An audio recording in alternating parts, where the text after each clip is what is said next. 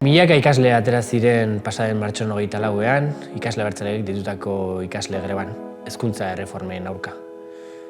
34 atxilotu Gasteizko kampusean, sindikatuek ditutako greba baten deialdia bertan bera uztea, eduki eta zeresan handia ematen ari dira hezkuntza erreforma hauek eta horien inguruan ematen eztabaida politikoak. Beraz, horren inguruan hitz egiteko, gaurkoan gonbidatu bat izango dugu ikasle abertzaleak antolakundea bertakoa, eta gaitz berdin guzti hauek ikutzen saiatuko gara. Ongi etorri gaurkoan, mila esker.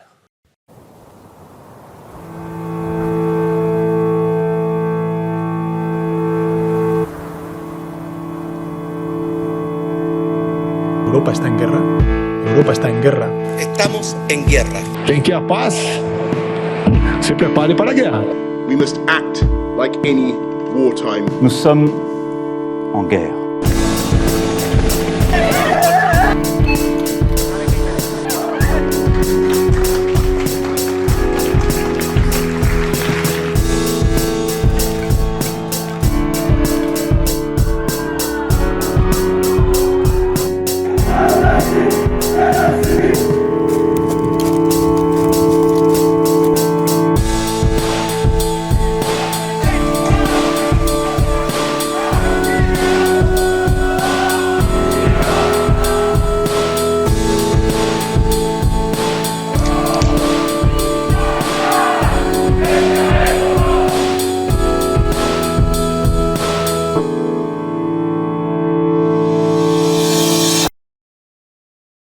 Ongi etorriak, beste behin ere Burdinesiara. Gaurkoan nirekin ditut hezkuntza sistemaren egoera hitz egiteko, eskuitik hasita, Ander Goiatxe, etorri. Eskerrik asko, Martin. Carla Pisano. Kaixo. Eta Imanol Quiñones. Opa, txalan. Programa guztietan bezala, azken aldiko berriekin hasiko gera, horiei buelta bat eman eta pixka bat komentatzeko.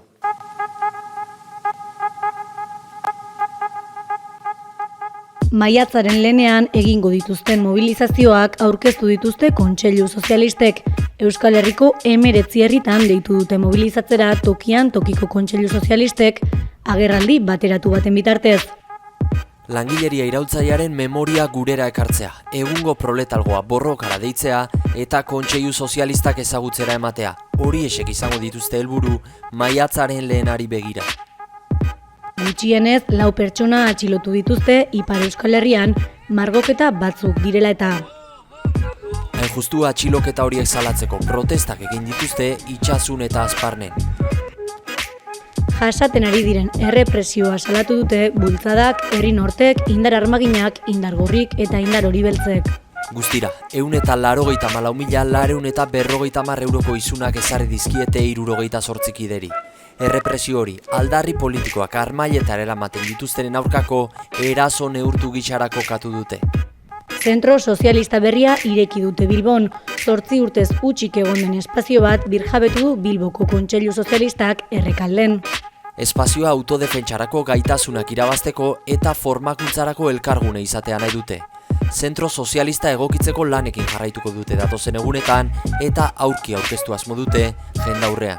Errekalde berrin batxilergo arrunta manten dezatela eskatu dute Bilbon iak deituta. Izan ere, batxilergo arruntak ezabatu nahi dituzte bertatik. Hain zuzen ere, lonlo erreformak baimentzen duen batxilergo berri bada ezarri nahi dutena. Horrekin adozez eta protesta egin zuten hainbat auzokideek iak deituta. Izan ere, salatu dute Errekalde bezalako langile auzo batean eta segregazio ekonomikoa kolpatutako institutuan hori gertatzea ez dela kasualitatea. OCU kontsumitzaileen erakundeak jakitera eman duenez, bataz beste erosketa saskia 500 euro baino gehiago garestituko da urtero. Datozen hilabeteetan prezioen tendentzia gorakorra mantendu egingo dela ere jakinarazi du. Testu inguru horretan, lehen 3 hilekoko langabezia datuek aurpegi are beltzagoa jarri diote bizitzaren garestitzeak sortutako eszenatokiari. Izan ere, 11,10%ra igo da langabezia azken 3 hilabeteetan. Enplegu bulego publikoetan erregistratutako langabeen kopurua handitu eginda urtarrilean eta otsailean gertatu moduan. Martxoak, beste 1975 langabe ekarri ditu hegoaldera. Gauzak horrela, pentsioen privatizazio prozesuak urratz garrantzitsua emango du datozen hilabetetan. Izan ere, gizarte segurantzako eskriba ministroak ekainaren amaierarako abiatu nahi du pentsioen gaineko kotizazio sozialen zatia privatizatzeko prozesua. Amaitzeko, nazioartean, bozken 53,1 eskuratuta gehiengoa berretsi du Orbanek Hungariako hauteskundeetan. Are eta handiagoa izango da bere indarra parlamentuan. Izan ere, 189 eserlekuetatik 135 izango ditu eskuineko aliantzak. Hala, Ezkerraren, Bruselako burokraten eta Zelenskiren porrota izan dela aldarrikatu du Orbanek. Hauek dira azkenaldiko berri nagusiak, eta beti bezala, nahi zuen ordenean edo, komentatu nahi zuen inguruan edo. Bale, ni hasiko naiz agian. Uste dut aurten berriro ere maiatzaren batean ez, aurten kontseioekin aterako kalera ez, eta uste dut batzuek sozialismoaren proiektua lurperatu nahi duten momentu honetan ez, eta hainbeste propagandako antikomunista eta entzuten ari garen une hauetan, baino garrantzitsuagoa dela krisi horri aurre egitea, eskuin muturraren gorakada guzti horri aurre egitea, eta zentzu horretan gaurkotasuna proiektu bezala daukan gaurkotasuna eta proiektu integralaren garrantzia azpimarratu nahiko nuke. Areta gehiago bizi dugun egoeran, ez? Nahiko agerikoa gertatzen ari da, bizitzaren garestitzaren auzia, totalitarismoaren gorakada orokorra, Orbanen ere beste dio bat, ez? Fasismoak ere Europa mailan daukan erosotasun egoera horrena, eta honetan beharrezko agertzen da guzti horren aurrean sozialismoaren alternatiba erreal hori pixkanaka gauzatzen hastea. Horretara ira, nik uste Kontseilu Sozialisten agerpen hau ere berriz ere badela kontuan hartzeko zerbait, eta nik uste konten egoteko ere notizi bat. Azken finean Kontseilu Sozialistak badaukaterako, ez? Gutxienez, helburu hori sozialismoaren edo kontrol sozialistaren espazio integralizaterenak, ez? Horren ikusteko dago oraindik ere, hurrengo urteetan egingo duten bidea, baina badago esperantzarako nolabaiteko argizpi bat, horrez? Eta, nik beste berri pozgarri bati heltzeko, Bilboko Zentro Sozialista berriaren kontua mai gaineratuko nuke, izan ere, pozgarria da, geroz eta langile kontrolpeko espazio gehiago izatea, ez? Askotan seinalatu dugu mugimendu sozialistatik, politika egiteko baldintzen aldeko lanketa eta baldintzen aldeko borroka oso garrantzitsua dela, eta hor kokatzen dugu hain zuzen ere, Zentro Sozialisten okupazioa kasu honetan, ez? Nolabait, politika independientea egin alizateko espazioen beharra maigaineratzen duelako eta aldi berean kontrol zuzen bat esartzen duelako espazio horren gainean, ez? Jakin badakigulako gaur-gaurkoz proletalgoaren politika independientea egiteko baldintzak de facto legezkanpo daudela eta zentzu horretan espazioen auzia oso garrantzizkoa zaigula eta kasu batzuetan kontrol zuzena eratu behar dugula espazioen gainean. Ez dakit besterik dagoen gehitzeko, berriren baten inguruan. Bestela, gaurko gaina sartuko gara zuzenean. Hezkuntza sistemaren egoera, honek ertz eta xehetasun asko ditu.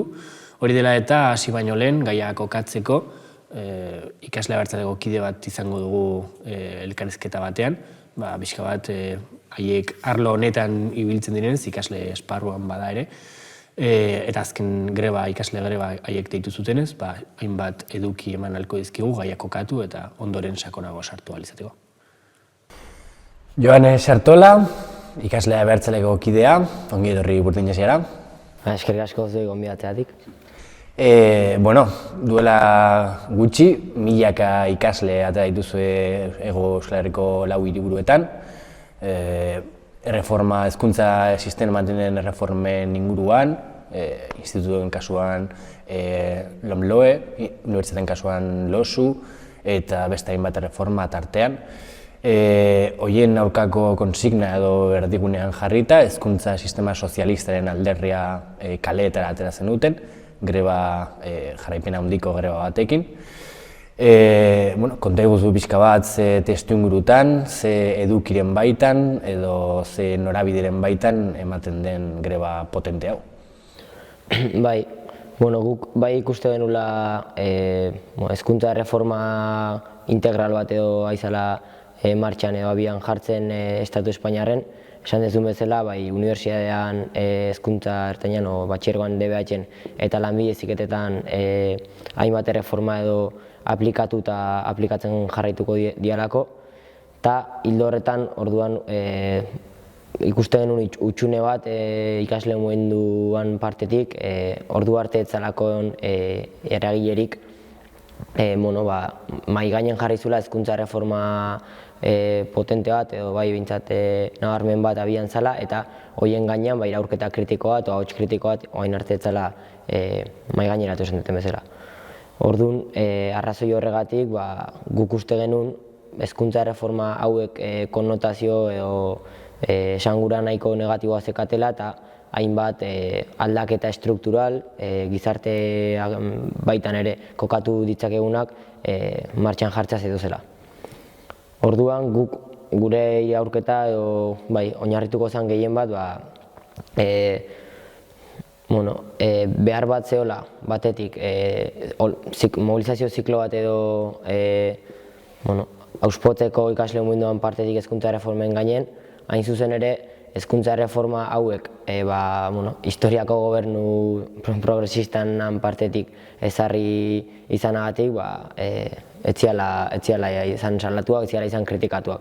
Nolabait, mugimendu soziala, eragile sozial askok baimendu zutela erreforma hauen aplikazioa instituzionalki eta baita ere sozialki, hain zuzen sindikatu nagusiak eta Espainiako gobernuak onartu zutelako edo proposatu zutelako.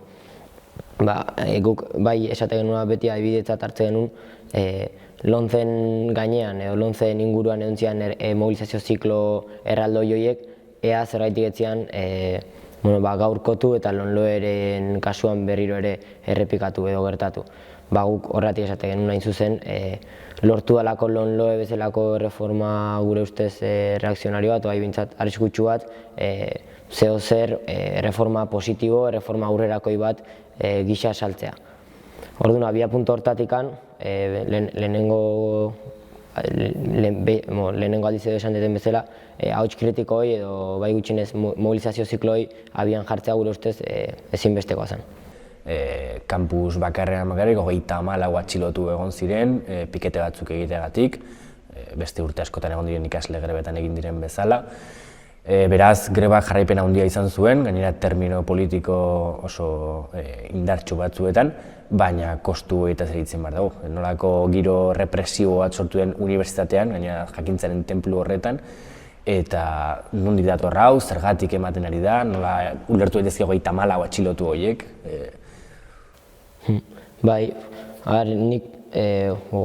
Guk balorazio nahiko zabala dite genuen, eta beralakoan ikusi daitezkeen elementuetik anarago, igual ikusi behar dugu, gizartean, pandemiak intabar, azken urtean nola joera autoritario bat nabarmentzen nahi dan, eta horrek kulturalki eta sozialki errexago egiten duen 34 atxilotu egoteak unibertsitatean euskeri batengatik eta normalidadeakin jarraitzea unibertsitate bertan, ez? Bitartean gerra bat da honean Ukrainian, Rusian eta bar, nola mundu guztiak violentzian gaineko erateko kriminalizazioa egiten eta gero unibertsitatean 34 atxilotu pasanean emategu ezakit ze pasa dela, ez? Orduan, joera autoritario horrek, gizartean joera autoritario horren nik uste errezten duela olako operazio polizialak eta bar egitea. Hau esan da, guk uste deula EHUn aldetik azken urteetan ikasle eragile batzuekiko badagoela nolabaiteko korte autoritario bat, korte represio oso handi bat. Naiz eta historikoki forma egoki baten ikasle mugimenduak seinalatu izan duen, gatazka politiko baten aurrean EHUn jarrera era poliziala zala, era represiboa zala, ikusi ditzakegu kasu ezberdina, baina gatazka politiko bat, beken gainean, tasen gainean, autoritarismoan gainean, dana dalakoan gainean existituanean EHUn partetik polizia bidaltzea izan da irtenbide ohikoena, errepikatuena. Orduan, hori egia da, eta mahai gainen beti ondala EHUn aldetik irtenbide polizialoi. Baina beste alde batetik guk ere ikuste genuen EHUk hartu duela nolabaiteko irizpidea, errotik mozteko ikasle mugimenduak egiten duen mobilizazio guzti horiek, ja behin ikusita pikete batzuk greba mobilizazio handi bat dagoela, eta hoien gainean EHuk ardura bat hartu beharrean erreformak salatzeko edo erreformen gaineko pronuntziamendu bat egiteko egin duna da bidali ehunka zipaio, ikasle batzuk atxilotzea eta errotik moztu eta mezu implizitu bat bidali nolabait ikasleria antolatua izan ez militatze bazue, kampusean politika egiteko autu hartzen badezue, horrek zigorrak edukiko ditu. Eta hau bai lotzen genula zuzenean bizikidetza legeakin. Dala aktualizazio bat berez, frankismotik operatzen edo mai gainen zeon disiplina lege batena unibertsitatean, berez progresistagoa izango litzateken aurrerakaiagoa, baina bere legean muinean o funtsean kokatzen dena dela, ikasleak zigortzea akademikoki, ikasleak unibertsitatea botatzea, piketea, koaktibidade politiko oro gauzatzeagatik. Orduan, hemendik ateratzen ondorioa da, unibertsitatean politika ez burgesa edo politika emantzipatzailea egiteatik zigortzen dula EHuk. Aldiz ikuste dulako, eragile instituzionalak, sindikatuk eta legalak esango dugu, nola politika egitea eraban normalizatuak gaten, baina ez aldiz ikasle hartzaleak zelako talde batek. Orduan gu bai, larritasun handiz ikuste dugula EHuk olako irizpide hau normalitzat hartzea o EHuk aktuazio forma hau normalizatzea. Ze ikuste dugu Gasteizko 34 atxiloketen ostean manifestazioa konbokatzen dela eta manifestazioi momentu oro kontrolatu dela polizian aldetik, fakultateak izten diala, ikasleak miatzei ala, ikasleen kontrol soziala erabateko ala fakultatea sartzeko, eta orduan ez dugu ikusten. 34 atxilotze dituzu eta gainera horren salaketarekiko hartzezun jarrera areta represioagoa, autoritarioa. Uste dugu horren gainen, egoera horren aurren behintzat, bai ala bai, hasi behar gehala mai gaineratzen unibertsitatean polizia dakan presentziaz hitz egiteko elkarrizketa mahai bat, eragile ezberdinak parte hartu dezaketena, baina bai konpromisoak hartu behar ditula EHuk, batetik 34 atxilotu horien gaineko prozesu judizialekiko eta bestetik unibertsitatean polizia dakan presentzia polizialaz hitz egiteko. Hoi gure ustez beralekoan gertatu behar da, bestela horrelako egoeretan, bai greba egunetan, bai mobilizazio egunetan, bai protesta egunetan ere, poliziak internetiko ditu protesta horiek, adierazpen askatasuna era mugatu izangoa, greba eskubidea erabat formala izangoa, realki ez da greba eskubideek egongo, eta holako gertaerak normalizatengo ja, kanpusetan atxilotuak egotea. Ikuste dugu bai adibidez, duela urte eta piko, ibaetan beste 32 identifikatu eta isundu egon ziala, gela bat okupatzeagatik, edo bestela esan da, bere eskubide bat egikaritzeagatik, gauzatzeagatik, eta orduan ditugu adibide asko, zeinetan EHuk une oro polizia erabili duen gatazka politiko batei irten bideo amaiera ematea. Orduan guk hori bai seinalatu nahi genuna eta aipatu dituen bi helburu edo premisa mai gaineratu nahi ditunak, absoluzio osoa eskatzea atxilotuena eta bestetik polizian presentzia egiteko elkarrizketa mahai bat abiatzea beralakoan EHukin. Grebaren komponente politikoak eta bestetik grebaren ondorio errepresiboak kokatu dizkiguzu bi gai nagusiak. Honekin bidea emango diogu gaurko programari, eskerrik asko gurean egotegatik. Bai, zuei. Horraino Joanesekin izandako elkarrizketa eta orain aipatu dituen gaietan sartzea dagokigu. Lehenik eta behin eskatuko dizuet gaiaren kokapen orokorrago batean sartzea, hau da, ditugun erreforma guzti hauekin, gainera reformek pixu bereziki handia dute Espainiar Estatuaren kasuan, ez? Alderdi berri bat iristen bakoitzean gobernura, hezkuntza lege berri bat daukagu, ez? Ia. Azkenekoa LOMLOE hau da, barkatu. Baina lehenago LOMCE egon da, LOMLOEk kentzen duena, lehenago ongo litzake LOE 2006koa, LOMCE eta LOMLOE horren aldaketa batzuk izango lirakena, lehenago LOCSE eta beste asko eta asko, ez? Orduan, erreforma katramila guzti honek ze funtzio dauka, zergatik ematen dira beste aldaketa, eta baita ere ze puntu edo ikutzen dira erreforma honetan, gero sartuko gara zehatzago gaurrengo legeek ze eduki daukaten, baina adibidez publiko eta pribaturen arteko oreka edo desoreka askotan, puntu garrantzitsua izan hori da lege hauen eztabaidetan, ez? Eskatuko dizuet kokamen orokor bat egitea, ze fasetan gaude, ze funtzio duten erreforma hauek, eta pixka bat sartzen juteko gai hontara.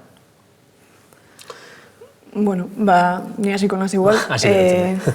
Bueno, uste dut Joanesek sarrera paregabea egin diola gaiari, baina zenbait puntu laburki azaltzearren, ez? Bueno, alde batetik obiedade bate esango dut, ez? Baina hezkuntza ez da gizarte harremanetik kanpo dagoen instituzio bat, baizik eta harreman sozial kapitalisten erreprodukzio eta betikotzerako instituzio bat da, ez?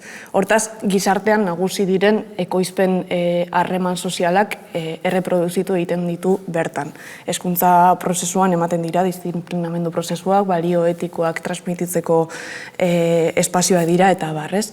Hortaz, nola kokatu behar ditugu erreforma hauek guztiak, losu, lomloe, lanbideziketako legeak eta bar, krisi garaian beharrezkoak diren aldaketak formalizatzen dituzten erreforma batzuk dira, ez? Eta era ezberdinetan formalizatzen dira, tokian toki dauden baldintzen arabera, ez? Kasu honetan ikusten dugu, erreforma hauek, Boloniarekin jada hasi zen prozesuaren jarraipen bat direla, eta baita ere, eredu anglosaxoiarekiko hurbilpen bat dakartela, ez?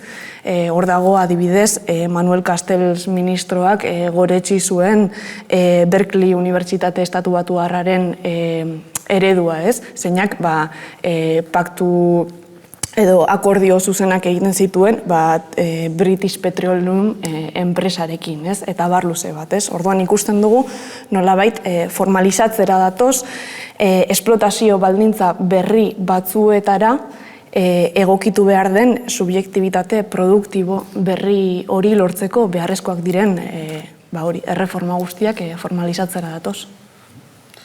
Nik uste dut hor, Imanol, aukera zuzten badiazu.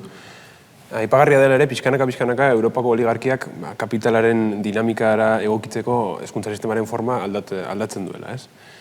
Eta hain zuzen ere, nik uste dut argigarria dela, edo esan beharra dagoela, hezkuntza sistemaren forma bera, hein batean estatuek eskuduntza batzuk dituzten arren, batez ere Europa mailan markatzen diren dinamikek zehazten dutela. Ni horitzen naiz gu ikasle hartzaleaken geundenean gure unibertsitate garaietan ez da asko pasa, baina... Nostalgiko jarriko dugu. Bueno, nostalgiko ez, baina... Europar Batasunak bai ateratzen zituen alako bosturteko plan batzuk, ez? EU 2010 izan zen lehenengoa, EU 2015, EU 2020, orain ere EU 2025 existitzen da badago, eta bertan zehazten zituzten nolabaiteko irizpide batzuk, gerora estatuek egokitu behar zituztenak euren hezkuntza erreformetan edo legeetan. Zentzu horretan, adibidez Espainia estatura etorriz, gobernu bakoitzak aldarrikatzen du bere hezkuntza erreforma nolabaiteko, ez dakit, hezkuntza aukera berri bat irekiko duen estenantoki bezala, ez? Eta benetan, aztertzen baditugu bata bestean atzetik etorri den erreforma 4.000 hori ez, LOE, LOXE, LOMLOE, azkenean ikusten duguna da, dinamika orokorra progresiboa dela horietan, ez dira nolabait esan da, emendakin forman garatzen erreforma horiek, baizik eta guztiz gehigarriak dira, bata bestearen gehigarria da, eta egia da, gobernu bakoitzak, tokatzen den gobernuak, ematen dira nolabaiteko kutsu ideologiko bat, ez? Eta askotan, eztabaida ez diot, beste alderdiek, sindikatuek, eragileek, fokoa jartzen dutela kutsu ideologiko edo puntu ideologiko horretan, ez? Adibidez Lomcerekin gertatzen bezala, erlijioaren auzian eta bar. Orain ere, PPek Lomloeren aurka edo zelak egindako lege honen aurka jarri duen bezala, baina dinamika orokorra mantendu egiten dute eta progresiboki garatzen doa, ez? Bai, hori da, nik uste azkenean uneko kojunturaren arabera pixkanaka egokitzen doa zela eta Joanesek aipatu bezala ez, nola adibidez orain pixu nabarmena hartu duten STEM delakoek, ez? Zientzia, teknologia, ingenieritza eta barroiek. Nik bai aipatu nahiko nukela, uste dut pixkat Joanesek aipatutakoari gehitzeko, nola unibertsitatetik zuzenean langile klasea kanporatzeaz gain, gertatzen arien prozesua dela integratzearekin batera kanporatu egiten dela jendea. Zer esan nahi dut horrekin? Geroz eta jende gehiago a priori sartu daiteke karreretan, baina kontua da jende asko dagoela gero behar diren karreretarako edo behar diren titulazioetarako. Zentzu batean, devaluazio bat ematen ari dela akademiarena, tituluena eta barez. Eta horretara datoz lehen aipatu dituzun 3+2 eta delako reformak. Nola, jende batetik kanporatzen ari dira langile klasea zuzenean ezin duelako unibertsitatean parte hartu, baina gainera parte hartzen dutenek ere lortzen dituzten tituluek geroz eta balio gutxiago daukate. Uste dut elementu hori interesgarria dela. Eta badaude azkenan ere, akasolak egungo konjuntura markatzen duten hainbat auzi, ez? Lehenengoa, krisi kapitalistika noski, zerbitzu publikoen gainbera edo markatzen duen fenomeno bezala. Baita ere, azken finean, kapital pribatuen partetik edo enpresa desberdinen partetik, aipatu da, ez, multinazionalen auzia. Azkenan, hezkuntza ere, negozio esparru bezala irekitzeko edo planteatzeko auzia. Azken finean, klase ertaina nolabait esan da estrujatuz edo sakeatuz, beraien irabaziak mantentze aldera. Eta gero baita ere, azken finean, hezkuntza prozesuak berrantolaketa produktiboaren edo ekoizpen esparruan gertatzen den berrantolaketaren arabera jartzen duen eraldaketa edo moldaketa guztia ere, ez?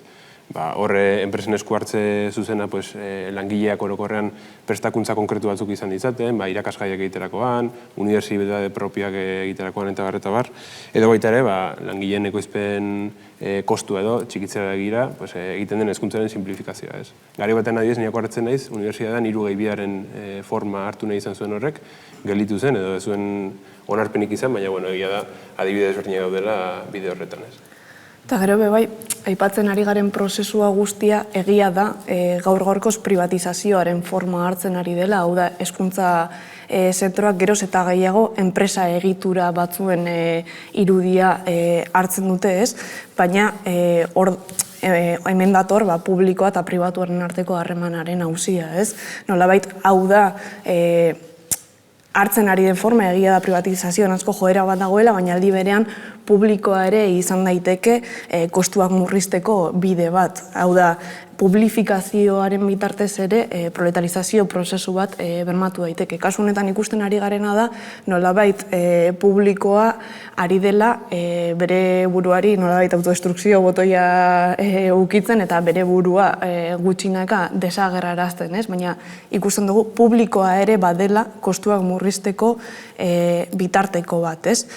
Eta kasu honetan oso argia da, gastu inefiziente asko ditu publikoak, adibidez, langabezira kondenatuta baldin badago langileriaren gehiengoa, zertarako bermatuko dugu urteak eta urteak luzatzen den hezkuntza prozesu bat, ez? Edo zertarako bermatuko dugu formakuntza intelektual bat, ez dut esango formakuntza intelektual hori kalitatezko bat zenik, baina horra datoz, adibidez, filosofia bezalako ikasgaiak alboratzearen aldeko neurriak, ez? Edo baita ere, lehiakortasun oso urria duten zentroak izaten dira, nahiz eta gero EHUk eta bar, bere lehiakortasun kanon espezifikoak promozionatu nahi izan da hori esan, ez? Baina, edozein kasutan ikusten dugu hezkuntza publikoa defizientea dela kasu honetan, krisi garai baten, zeinetan restrukturazioa bultzatu behar den, restrukturazio honek hartu duen forma partikularra izan dela kasu honetan publikoaren privatizazioa edo behintzat enpresa egiturekiko geroz eta agertu egotea.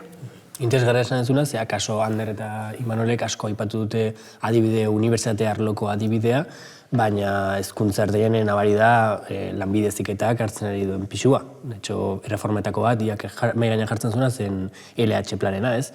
Funtzio bat hartzen ari delako, gero eta, zuk esan duen bezala, formuntza intelektual hori, gero eta txikiagoa izateko, eta balik eta lasteren lanean jartzeko gazteak, ez? Eta gero formazio modulo batzuk flexibleagoak direnak, denbora gutxiago eskatzen diotenak ikasleari, ikasketa prozesutik sartu eta irten alizateko eta lanera inkorporatzeko beharrezkoa denean. Hau ez da zerbait berria, esan dut horrelako prozesuak ere eman izan dira, lan eskuaren eskaria txikiagoa izan den beste garrai batzuetan, eta bar, ez? Baina, Uste dut esan guratxoa dela, adibidez eskola porrotaren kontua, ez, nola ari diren saiatzen, grafiko ikusten badugu, pixkanaka jaisten ari dela eskola porrota, baina zerren kontura, DBH-a debaluatzaren kontura, ez, eta nola orain ja, 1, 2, 3 edo 4 ja mugakendu egin dute, berdin dut zenbat kateatzen dituzun aurrera zoazela, eta hori lotua dago horrekin, ez, jende hori bidetik, alde batera utzi eta behar dituzten perfil konkretuak lanbide heziketara edo unibertsitatea bideratu, baina gainontzekoak hor konpon. Eta hori uste dut ere oso esanguratsua dela. Gai hauek dira landu behar ditugunak, baina iruditzen bazaizue, sortuko gara kasu konkretuago batean. Izan ere, oraintxe bertan hitz egiten edo, mahai gainean dago, akordio posible bat, 30 urte luzeren ondoren, hezkuntza lege bat ateratzeko Euskadi mailan. Iraila aldean hasi ziren PNV eta EH Bildu aukera honen inguruan hitz egiten, adostasun batzuetik abiatuta, bereziki eredu dual horren inguruko hausnarketa batzuk partekatzen dituzela esanez, eta kezka horiek partekatzen dituzela esanez, proiektu bat aurrera ateratzeko asmoa adierazi zuten, eta duela gutxi adierazi dute, bai bi hauek, PNV eta EH Bildu, baina PS eta Podemosen babesarekin ere bai, aurre proiektua, legearen zirriborro posible bat adostu dute, ez? Noski, entzuleak kontuan izan dezala, proiektu hau oraindik nahiko proiektu bat dela, zirriborro bat dela, oraindik emendakin asko falta zaizkiola eta konkrezio asko ere bai. Beraz, gai hau eta hitz egiten dugunean, lege horretan ezin dela oinarritu, analisia ezin dela bat oinarritu lege edo dokumentu horretan. Baina, bai egia da, zer esan handia eman duela proiektu honek, eta aipatu ditugun gai asko ikutzen dituela. Bereziki, nola ez, hemen Euskadin, kezka berezia sortzen dituen alde batetik segregazioaren kontua, eta baita ere titularitatearena, kontzertatuen sare zabal bat egoteak eta horrek eragiten dituen egoerak, nola harremantzen segregazioarekin eta baita ere beste 1000 gairekin, ez? Eskatuko dizuet, eta noski nola ez, hirugarren zutabe izango litzake hizkuntzarena, euskalduntzearena eta bar. Gai asko dira, denbora gutxi daukagu, ulergarria da, baina errealitate batetik abiatzen gera. Ikasleen 49%ak parte hartzen du edo ikasten du erkidego honetan zentro ez publikoetan, kontzertatuetan, direktamente pribatuak direnetan. Orduan, eta aldi berean, segregazio tasa oso handiak existitzen dira. Aurreratu zuen gai batzuk, baina zertzubait ordenatzearen, aipatzen ari zineten puntu batzuk, sartu gaitizkeia errealitate konkretu batean eta lege konkretuago batean, ez? Zinbaten egin, aipatu duzun prozesu orokorren baitan, hezkuntza erreformen prozesu orokorren baitan, ze forma hartzen du lurralde honetan zehazki, proiektu hauetan, eta ze garapen izango duela uste du. Lehenengo kaso, nik nahiko nuke nolabaiteko hezkuntza legeak suposatu duen paktu sozial kapitalistaren nolabaiteko erremarkazio bat, ez? Diot, puntuz konkretu egoetan sartu horretik. Azken finean, hezkuntza lega izan da hemen EAen, oligarkiaren eta klase ertainaren artean eman den paktu sozial bat. Batzuk, ez dakit, herri akordioak edo bezala identifikatzen dituzten horiek, baina azken finean, burgesiaren eta lehen aipatu dugun dinamika orokorraren subordinazio forma besterik ez. Paktuan sartu dira burgesiaren alderdia osatzen duten frakzio desberdinak, EH Bildu, Podemos, hietetik hasi, eta egun gobernuan gehiengo zabalarekin dauden PNV eta PSera. Eta digarria da, akordio hori ere, nahiz eta ez duten adostu orain itunan ez daukotelako parte hartzeko aukerarik, baina hemen EAen dauden bi kontzertatuetako bi lobi nagusiek, bai ikastolen elkarteak zein kristau eskolak begionez hartu dutela ituna, eta onargaritzate ikusi dutela, eta baita ere sindikatuek izan duten ere paper zuzena guzti honetan, batez ere, euren aktibitatea anulatuz edo ez ikusirena eginez, ez? Aipatzekoa da, eta nik uste argi utzi behar dela, paktu horretatik kanpo geratu dela bai proletargoa, eta baita ere, hezkuntza esparruan edo hezkuntza instituzioetan pisu handia daukan ikasleria, ez? Eta azken finean, argi geratu da ia, hasiera-hasieratik, paktuak berak ez duela ez proletargoan entzat orokorrean, ez da ikasle entzat ere, onura nabarmenik ekartzen. Behin hori izan da, eta akaso ja alor konkretuetara sartzeko, uste dut ere, aipagarria dela, hemen hezkuntza legeak supertzen duen auzi hau, ez dela hemen bakarrik gertatzen ari den fenomeno bat, baizik eta azken urteetan ere, Estatu Espainolean bertan, aurrekariak egon dira, aurrekari nabarmenena Kataluniako Lei de Edukazio, ziutik Iniziatiba per Katalunia eta Eskerrara ere paktu sozialaren forma bera hartu zuenak, eta planteatzen zituenak bertan hemen alderdi askok aldarrikatu dituzten BPG-aren 6%aren aurrekontua eta bar, eta baita ere auzi konkretuagoak. BPG-aren 6% hezkuntzara bideratzea. Hezkuntzara bideratzarena. Orduan, Kataluniako legeetik tiratuz, Kataluniako legeak planteatu zuen ja sistema dualarena. Hau da, finantziazio publiko bidez mantenduko ziren sistema publiko bat eta ikastetxe kontzertatuen sistema bat izatearena. EAeko hezkuntza itunak ikastetxe kontzertatuen finantziazioa bermatzea du helburu. Eta, de hecho, baldintza bat jarri du, edo baldintza batzuk jarri ditu, ikastetxe kontzertatuek bete behar dituztenak. Baldintza horiek, ordea, aztertzen baldin baditugu, ikusiko dugu ridikuloak direla. Baldintza horiek dira, sexu bereizketarik ez edukitzea, erlijioan ez doktrinatzea, sexu eta genero askatasuna errespetatzea eta kontratazio gardentasuna bermatzea. Ikastetxe kontzertatu gehienek mantentzen dituzte, eta nik uste, eta argigarria da, baldintza hauek berez Opus Deiaren ikastetxe erreakzionarionak nolabait alboratzeko edo ez finantziatzeko bidea direla. Baina, hemen alderdiek, sindikatuek eta, elkarrizketetan eta maiz esaten dute, ituntze unibertsalarekin amaitu egiten dela. Orain artean, horiek ere kontzertatuta edo finantziatuta zeudelako Eusko Jaurlaritzaren partetik, ez? Baina ituntze unibertsala amaitzen den arren, berez, kanpoan geratzen diren den bakarrak Opus Deien ikastetxeak dira. Gainerako ikastetxeko kontzertatuen finantziazioa bermatzen da, eta, de hecho, sartuko gara kasu azterzera, inkluso handitu ere egiten da. Ez dakit helduko diozen zuek ere puntu konkretu bat, bestera ni... Testugurak eta derraman du. Zeratuko gara igual ideia konkretua gotan zentratzen, alde ninen, bai? Bai, uste dut dualarena garrantzitsua dela, ez, zentzu batean, aipatu duzu, nik hartukitutako datuen arabera, gaur egun hezkuntza partidaren 25% kontzertatu eta bideratzen da, baina hemen plantatzen den asuntoa da, orain diru gehiago bideratzen bada, zuzenean horrek implikatzen duela alor pribatua salbatzea eta publikotik murriztea, ez, eta horrek dakarren arriskoarekin. Ez gara ona etorri ere publikoaren kriston defentsa egitera, aipatu dugun bezala, badakigulako gaur egungo hezkuntza sistema publiko horrek zen muga dituen, ez?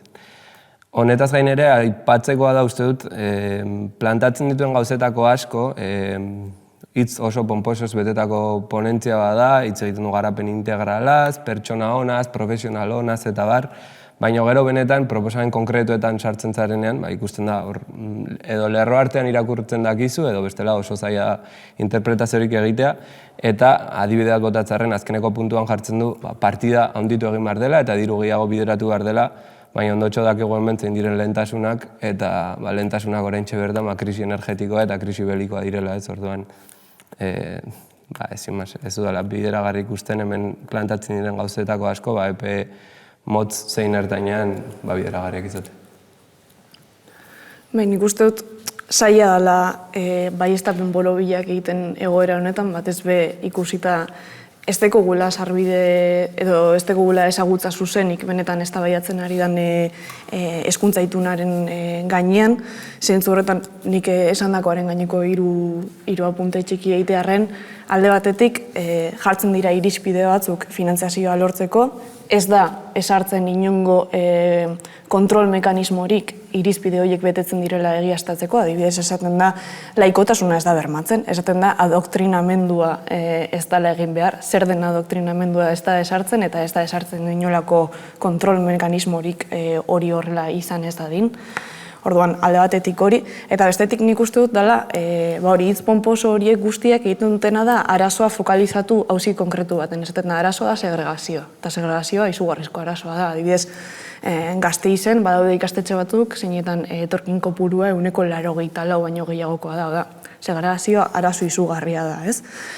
Baina egiten dutena da, segregazioa zentroan jarri, eta hortaz, sarbidea bermatzeko kontzertatua finantzatu, ez?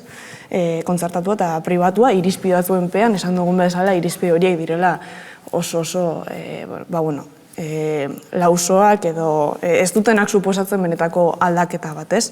Baina nola da posible sarbidea pribatua eta kontzertatua finantziatuz bermatzea, aldi berean bi prozesu ematen ari direnean. Osa, kontraesankorra da. Zer gertatzen ari da aldi berean, proletargoa hezkuntza prozesutik kanporatua izaten ari dela, aurretik aipatu dugun prozesu guztiaren ondorio, eta ikastetxeak publikoak baita ere, enpresa egituretara berdintzen ari direla. Hori da segregazioan sakonduko duena, eta ez soilik sarbide bat bermatzea, finantzaketa politika baten bitartez, zeinak gainera, hori hezkuntza pribatua indartu egiten duen, ez? Hortaz, diskurtso progresista horren guztiaren atzean esaten dugute, bai, segregazioarekin bokatuko dugu, publikotik kenduko ditugu finantza bitartekoak, eta gero esaten digute bai, horrelako erabakimen askatasuna bultzatu egingo dugu. Orain gurasoek benetan erabaki ahalko dute euren seme-alabak non ikasiko duten, ez? Baina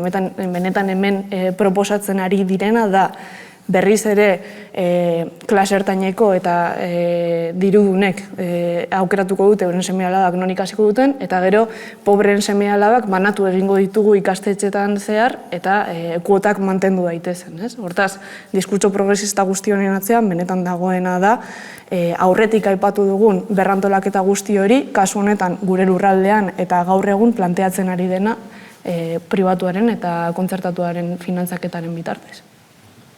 Azken finean, hemen ikastetxea, hezkuntza zentroa erabakitzeko askatasunik ez dago, askatasun formala bai, badago azkenean pertsonatek jarri dezakelako izen bat ikastetxe baten edo bestean, baina gero ekonomikoki adibidez, aukera hori errealki bermatzeko baldintzarik ez da ematen, ez?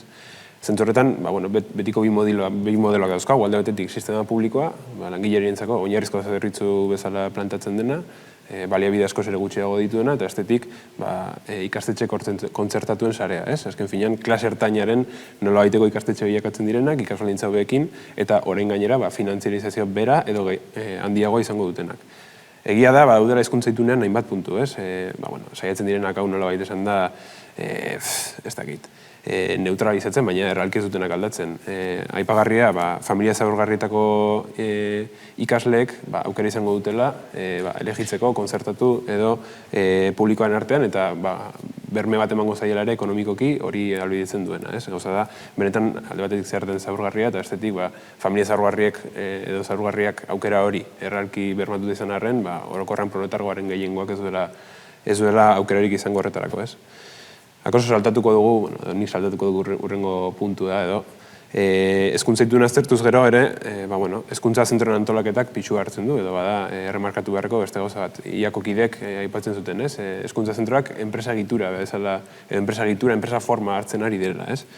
Eta zentzu horretan, aipagarria zuzendaritzaren edo zuzendariaren figura. Hezkuntza itunean bertan jasota dagoena. Pixua handitzen du, edo zuzendaritzak eta zuzendariak konkretuki hezkuntza zentroetan daukan pixua handitzen du, eta estetik perfil guztiz kapitalista ezartzen zaio zuzendariari, eta de hecho berme edo baldintza bezala markatzen da, ez? Hezkuntza itunak berak eskatzen du zuzendariak edo exigitzen du zuzendariak nolabaiteko erremendimendu handiko prestakuntza bat izan behar duela, hori konkretuko idatzita dago, eta horrez gain irakurriko dut erantzuk dizun eta eskaera horiek eskatzen duten neurriko irabazi ekonomiko eta errekonomizimendu soziala izan behar duela zuzendariak. Hau da, zuzendariak izan behar du nolabait esan da, gerente paper bat betetzeko persona bat, eta gainera horretarako nolabait esan da baldintza ekonomiko eta sozialak dituenak, ez? Hori disparate bada. Eta hori guztia saltzen digute esanez, dela nolabait hezkuntza sare hori, eskola sare hori dezentralizatzeko formula bat, baina aldi berean dezentralizazio horrek dakarrena da, hain zuzen, zentroen arteko ezberdintasunen areagotze bat. Gehiegi ez luzatzeko legearen beraren edo arlo hauen analizian, politikoagoa den iritzi bat ere eskatuko dizuet, edo analizi bat. Hau da, zuek aipatu dituzuen puntu asko, bereziki badidez publiko eta pribatuan arteko desorekarena, sindikatu eta lor honetan aritzen diren elkarte asko ere ahalko lukete erreproduzitu edo ados egon, ez? Alegia, iak ikasle greba aurrera atera zuenean, bere aldarriak itzen mugatzen erreformen kritika huts batera, baizik eta ozen entzun zen ere hezkuntza sistema sozialistaren aldarria. Ze implikazio ditu honek, edo ze ezberdintasun markatzen ditu lege hauek kritikatu ditzaketen beste eragile batzuekin, hau da, ez dela mugatzen proposamen komunista bat hezkuntzaren gaur egungo egoeran, ez dela mugatzen hezkuntza lege berri bat ateratzera, non beste oreka bat ezarriko duen publiko eta pribatun artean, edo kompetentzietan, edo finantziazioan, edo beste baldintza batzu jarriko dituela, baizik eta hartik haratago doan proposamen politiko bat dela. Eta bestetik ere, hemen sartuko dizuet, laburki bada ere, egon zela saiakera bat edo proposamen bat, greba bat egiteko sindikatuen partetik, hau da, egin batean aipatu diren puntu batzuk alko lituzketela partekatu, sindikatu greba hori deitzean, baina gero greba bertan bera utzi zutela. Orduan ze analisi politiko edo ze joera politikok bultzatzen ditu horrelako erabakiak hartzera ez. Biak batera sartuko dizkizuet, labur, baina alde zuen inean zerbait esateko. Vale, ni agen hasiko naiz aipatzen ezinbestekoa dela ez iak egin duena eta da seinalatzea guk aldarrikatzen duguna ez dela hezkuntza sistema hobe bat, progresista bat, txukun bat, polit bat, deitu nahi duzuen bezala. Bai, nahi duzuen bezala. Ponentzian hitz ponposo pila lehen aipatu bezala. Esan nahi duena da, hezkuntzak orokorrean bi funtzio betetzen dituela, ez? Aipatu dugun lanindar kualifikatu hori sortzea eta bestetik gizartearen gehiengoa disiplinatua eta sumisoa izatea. Zentu horretan funtzio hori bete daiteke 11 kolore ezberdinekin, baina funtzio hori da. Orduan, ezinbestekoa da seinalatzea erreforma guzti hauek hori bilatzen dutela. Kasuan kasuko koiunturaren arabera, horretara doitzea. Eta ezinbestekoa dela iak egin duena dela, naizta modu espekulatiboan izan ere, beste norabide bat seinalatzea eta horrekin apurtzea ezinbestekoa dela ez. Bestela, erori gaitezke, behin eta berriro aipatzen den erreformen gurpil zoro horretan, ez 500.000 euro, ez 600.000 euro nahi ditugu eta ez ikastolak ez, publikoa nahi dugu, baina zein da hezkuntza sistemak betetzen den funtzioa ez, eta horrekin apurtu behar dela uste dut seinalatzea ezinbestekoa da. Akaso, hezkuntza sistema publikoaren, edo publiko bakarraren postura horrek hainbat limite ditu. Alde batetik, sistema publikoa bera gaur egun ez dela aukera bat, ez dela viablea. Ez dagoelako hori finantziatzeko ez aukerarik, ez eta inolako interesik ere. Eta gero daukan beste limitazioa ere sistema publikoak azken finean hezkuntza sistema kapitalista bera, hezkuntzaren modelo kapitalista ez duela superatzen, ez? Eta ados nago Imanolekin hor, hezkuntzaren izaera sozialista, hezkuntza sozialistaren eraikuntza dela benetan markatu beharreko abiapuntua, ez? Kalitatezko, doako eta unibertsala izango den sistema baten helburuarekin. Igual atzera eginez, zuk bota duzun beste gaira, sindikatuen nauzia bastante hauzi deigarri izan du da, eta bastante rokanboleskoa, ezakin nola izan. Nik hemen kronologia bat daukat hartuta, berrian gaur gai aztertzen ari nintzela, konturatu nahi zena, zuzenen eta botako dizuet, ez? Martxoak 15ean sindikatuek grebara deitu zuten, gero aztertu dezakegu ze edukirekin, eta benetan planteatzen dituzten eduki hori aldatu den zerbaitetan. Martxoaren 16ean Podemosek EAJ eta PSE-rekin, hezkuntza ituneko lehenengo dokumentua egin zuten alderdiekin akordio bat egin zuen. Martxoaren 18ean handik biegunetara EH Bildu akordio horretara batu zen. Martxoaren 21ean Otegik agerraldi bat egin zuen, aukera historiko bat irekitzen zera esanez, herri akordio bat, akordioz de país, berak esaten duen bezala planteatzeko, paktu sozial interklasista ezartzeko, eta handik egun batera, martxoaren 22ean, sindikatuek greba bertan bera utzi zuten, orduan kronologia horrek nik uste argi egiten duela benetan, sindikatuek betetzen duten farol papera, edo azken finean alderdi politiko burgesen filial bezala betetzen duten papera, eta benetan ez dituztela kasu honetan langile klasearen interesak defendatzen, are eta gutxiago, eta inkluso beraien zentzu ekonomista horretan lan baldintzei dagokien esparruan, hezkuntza itunak berak ez ditulako lan baldintzen gaineko inorako zehaztasunik ematen, eta hala ere, beraien mobilizazio zikloa eteterak dute hezkuntza itunari bidea irekiz, ez?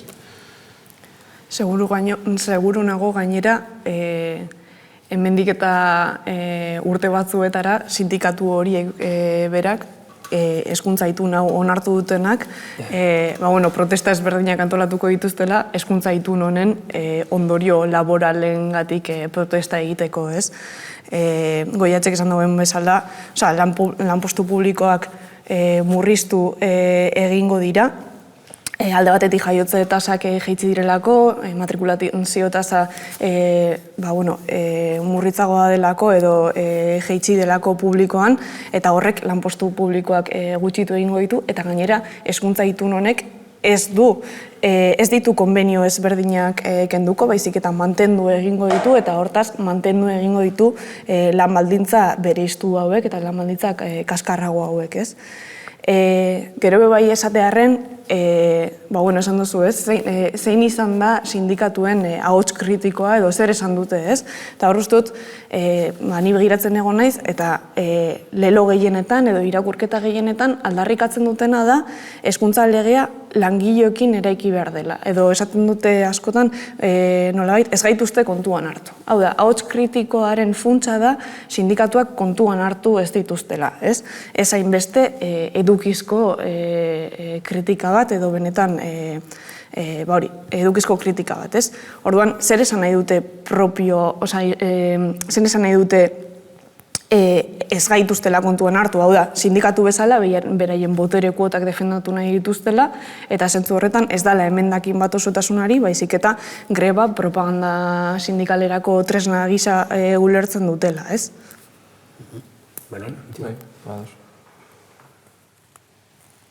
Morendik minuturen bat geran zegu, zerbait egitu nahi bat zuen. Nik akaso... Minutu batean, Inciso bat. Ikoitza Arreseri irakurtzen nion, EH Bilduko hezkuntza koordinatzaileari, hezkuntza-itunak pauso positiboa suposatzen duela hezkuntza sistema eraldatzeko ateak irekitzen dituen heinean.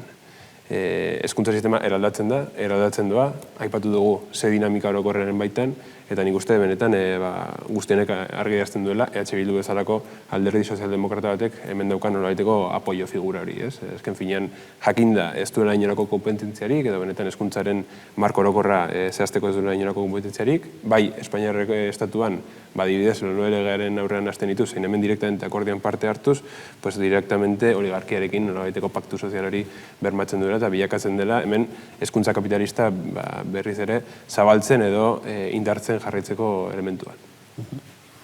Besterik gehitzeko ez badago, honekin gako desente eman diraia, dagoen egoeraren eta hartu diren posizio politikoen inguruan. Urrengo programan ikusiko dugu elkar, eskerrik asko horregotegatik.